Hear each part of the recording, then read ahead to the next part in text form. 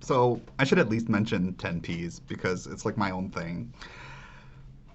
Maybe other people came up with the same thing, but I think it's a really short and sweet way to understand like giving a concise case presentation that has all of the essential elements to it.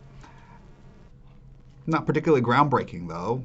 It's exactly what you'd expect it to be. It's just you need to know some Ps, like the patient, their past, what they're presenting with, their physical, their tests and labs and physical exams, what's probable, what's possible, what's their prognosis, and then what's your plan for management, plan for diagnostics, plan for education, right? 10 Ps, right? So if we take 10 Ps and use the same kind of guide that I mentioned in the previous case, right? Like this is a X-year-old gentleman with a 40-pack year history of smoking who's presenting P, right? So that was the patient in the past, presenting with purulent sputum and cough for the past 2 weeks and fevers and chills. That's presenting.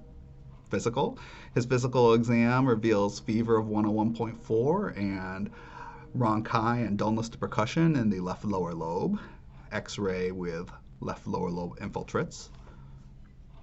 Probably the patient has a community-acquired pneumonia. Possibly the patient has COPD undiagnosed and can't rule out a pulmonary embolism. Our diagnostic plan is to obtain a CTA to rule out pulmonary embolism. Our management plan is to start the patient on inhalers for possible COPD and to start the patient on levofloxacin for community-acquired pneumonia. And our education plan is to counsel the patient regarding smoking cessation, right? 10 Ps, really straightforward case presentation. So if you're a student that's struggling with like, what's the bare minimum that I need to include in a case presentation, then those 10 Ps will get you through almost anything.